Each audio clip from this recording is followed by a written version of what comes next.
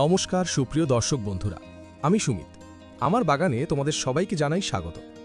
বন্ধুরা, আজকের আমার ভিডিওর বিষয়বস্তু হলো গ্রীষ্ম শুরু হওয়ার আগে দেশি জবা গাছের পরিচর্যা। কারণ এই সময়টাতেই যদি আমরা একটু যত্ন নিই, তাহলে পুরো গ্রীষ্মকাল এবং বর্ষাকাল জুড়ে গাছে প্রচুর পরিমাণে ফুল পাব। বন্ধুরা, অনেকেই কমেন্ট করে বলেন, দাদা, গাছে কুড়ি আসে কিন্তু ঝরে পড়ে যায়, পাতা হলুদ হয়ে যাচ্ছে, ফুল আসছে না, গাছ একেবারে শুকনো শুকনো হয়ে যাচ্ছে। বন্ধুরা, এই সমস্যাগুলো এখন ফেব্রুয়ারি মার্চ মাসে সবচেয়ে বেশি দেখা যায়। কারণ শীত চলে যাচ্ছে, গাছ ডরমেন্সি থেকে বেরোচ্ছে, নতুন পাতা বেরোচ্ছে, নতুন ডাল আসছে। এই সময় গাছের খাবারের চাহিদা অনেক বেড়ে যায়। আর ঠিক এই সময় আমরা যদি ভুল করি, তাহলে গাছ দুর্বল হয়ে যায়, পাতা হলুদ হয়, কুড়ি আসে কিন্তু টিকতে পারে না। আর বর্ষাকালে গাছ ফুল দেওয়ার বদলে শুধু পাতা বানায়। তাই বন্ধুরা, আজকের ভিডিওটা একদম মনোযোগ দিয়ে দেখবে, স্কিপ করে দেখো না। স্কিপ করলে কিন্তু অনেক গুরুত্বপূর্ণ জিনিস মিস হয়ে যাবে।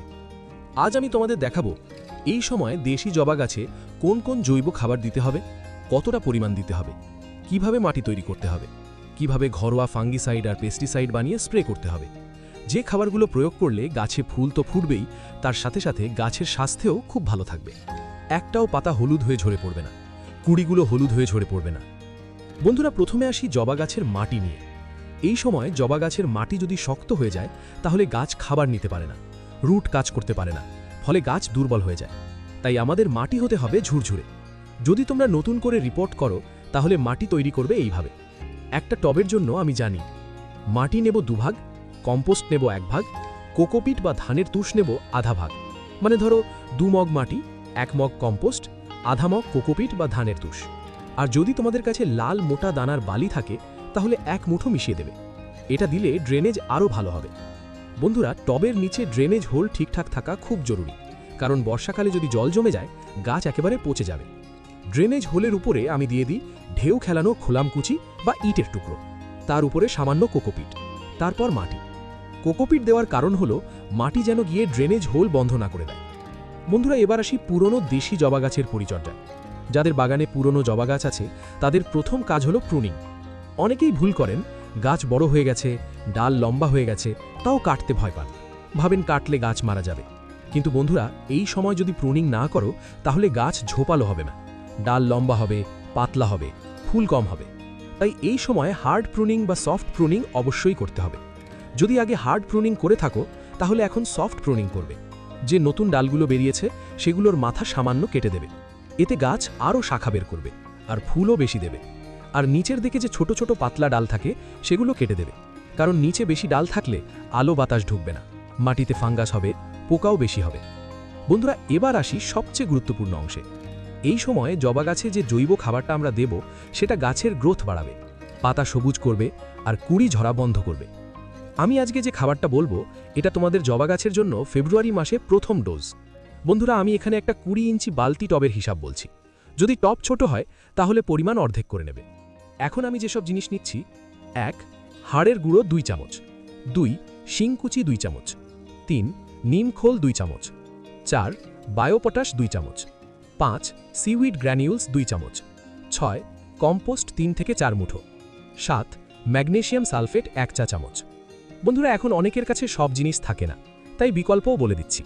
হাড়ের গুঁড়ো না থাকলে ডিমের খোসার গুঁড়ো 2 চামচ, অথবা সিঙ্গেল সুপার ফসফেট 1 চামচ। বায়োপটাশ না থাকলে এসওপি সাদা পটাশ 1 চামচ, অথবা কলার খোসার গুঁড়ো 5 চামচ। সিউইড গ্র্যানিউলস না থাকলে পরে আমি বলবো কিভাবে স্প্রে করবে। বন্ধুরা, এখন এই সব উপকরণ একসাথে খুব ভালোভাবে মিশিয়ে নেবে। তারপর টবের কিনারা বরাবর 4 দিকে দিয়ে দেবে। গাছের গোড়ায় একেবারে গিয়ে দেবে না, কারণ গাছের গোড়ায় বেশি খাবার পড়লে রুট বার্ন হয়ে যেতে পারে। খাবার দেওয়ার পর আমি যেটা করি, সাইড থেকে কিছুটা মাটি কেটে তুলে নিই, কারণ অনেক সময় দেখা যায় টবে এত রুট হয়ে যায় যে খাবার দেওয়ার জায়গাই থাকে না। তখন সাইড থেকে কিছুটা মাটি আর শিকড় কেটে তুলে নিতে হবে। ভয় পেও না বন্ধুরা, দেশি জবা গাছ খুব শক্ত গাছ, এটা কাটাই ছাটাই সহ্য করে, বরং কাটাই ছাটাই করলে আরও ভালো গ্রোথ নেয়। মাটি তুলে নেওয়ার পর যে গ্যাপটা তৈরি হবে, সেখানে আমি নতুন মাটি ভর্তি করি। যে মাটি আমি আগে বললাম, 2 ভাগ মাটি, 1 ভাগ কম্পোস্ট, আধা ভাগ কোকোপিট বা ধানের তুষ, আর 1 মুঠো বালি চাইলে। বন্ধুরা, খাবার দিয়ে মাটি দেওয়ার পর এবার দিতে হবে ভরপুর মাত্রায় জল। জল দেওয়ার পর দেখবে ড্রেনেজ হোল দিয়ে জল বেরিয়ে যাচ্ছে, তাহলেই বুঝবে ড্রেনেজ ঠিক আছে।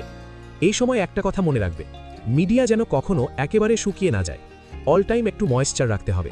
কারণ এখন গাছ নতুন পাতা দিচ্ছে, নতুন ডাল আসছে। এখন শুকিয়ে গেলে গ্রোথ থেমে যাবে। বন্ধুরা, এবার আসি সিউইড গ্র্যানিউলস না থাকলে কি করবে। যদি গ্র্যানিউলস না থাকে তাহলে তোমরা সিউইড লিকুইড ব্যবহার করতে পারো। 1 লিটার জলে 2 ml সিউইড লিকুইড মিশিয়ে পাতায় স্প্রে করবে।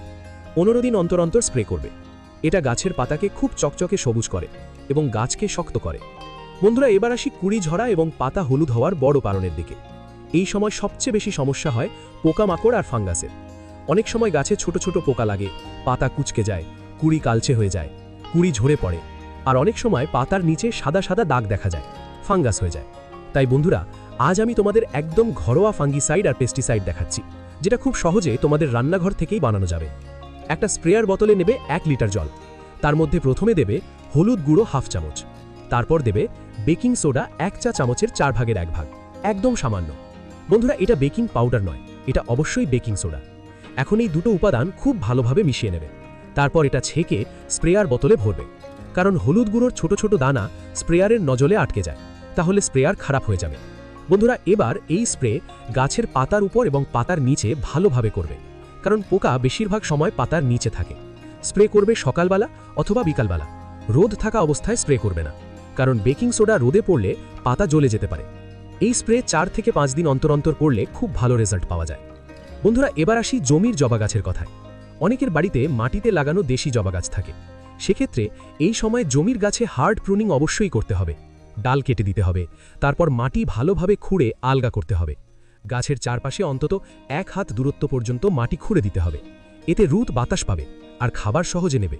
জমির গাছের জন্য আমি একটা দারুণ লিকুইড খাবার বলছি। এটা দিলে গাছ একদম ঝড়ের মতো ফুল দেবে। 1 লিটার জলে 100 গ্রাম সরিষার খোল ভিজিয়ে রাখবে। এর সঙ্গে মেশাবে 1 চামচ ডিএপি। বন্ধুরা, ডিএপি অল্প পরিমাণে দিলে সমস্যা নেই, কারণ জমির গাছ বড় হয়, খাবার বেশি লাগে। এটা 3 দিন ভিজিয়ে রাখবে। তারপর ওই জলটাতে আরও 5 থেকে 6 লিটার জল মিশিয়ে গাছের গোড়ায় ঢেলে দেবে।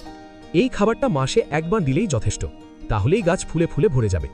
বন্ধুরা, এখন বলি খাবার দেওয়ার পর কতদিনে রেজাল্ট পাবো।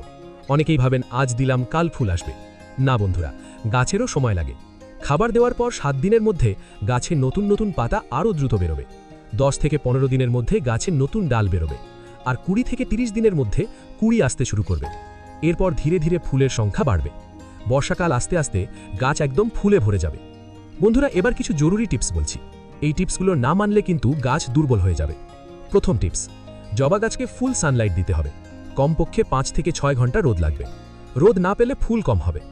দ্বিতীয় টিপস, খাবার দেওয়ার পর 2 থেকে 3 দিন জল একটু বুঝে দেবে। একদম জল জমিয়ে ফেলবে না, আবার একেবারে শুকিয়েও ফেলবে না। তৃতীয় টিপস, যখনই পাতা হলুদ দেখবে তখনই ম্যাগনেসিয়াম সালফেট দেবে। 1 লিটার জলে আধা চামচ মিশিয়ে মাসে একবার জল হিসাবে দিতে পারো। চতুর্থ টিপস, যদি কুড়ি ঝরে যায় তাহলে বুঝবে পোকা বা ফাঙ্গাস আছে, তখন ওই হলুদ আর বেকিং সোডার স্প্রে অবশ্যই করবে। আর একটা কথা বন্ধুরা, এই সময় বেশি বেশি ইউরিয়া বা কেমিক্যাল দিলে গাছ শুধু পাতা বানাবে, ফুল দেবে না। তাই সবসময় জৈব খাবারেই ভরসা রাখবে। বন্ধুরা, বিশ্বাস করো, দেশি জবা গাছ খুব শক্ত গাছ। একবার যদি ঠিকভাবে যত্ন নিতে পারো তাহলে এই গাছ তোমাদের সারা বছর আনন্দ দেবে। গাছ ভর্তি ফুল থাকবে, বাগানটা একদম রঙিন হয়ে যাবে। তো বন্ধুরা, আজকের ভিডিওতে আমি দেখালাম কিভাবে গ্রীষ্মের আগে দেশি জবা গাছের পরিচর্যা করতে হবে, কি খাবার দিতে হবে, কিভাবে স্প্রে করতে হবে, কতদিন অন্তর করতে হবে। আজকের ভিডিও তোমাদের কেমন লাগলো অবশ্যই কমেন্ট করে জানাবে। ভালো লাগলে একটা লাইক করো, শেয়ার করো, হাইপ করো। আর চ্যানেলে নতুন বন্ধু হয়ে থাকলে চ্যানেলটাকে সাবস্ক্রাইব করে পাশের বেল আইকনটা প্রেস করে রেখো, কারণ এই রকম নিত্য নতুন বাগান সংক্রান্ত ভিডিও আমি প্রতিদিন ঠিক সন্ধে 6টার সময় আপলোড করি। বন্ধুরা, আজকের ভিডিওটা সম্পূর্ণ মনোযোগ দিয়ে দেখার জন্য তোমাদের সবাইকে জানাই অসংখ্য অসংখ্য ধন্যবাদ।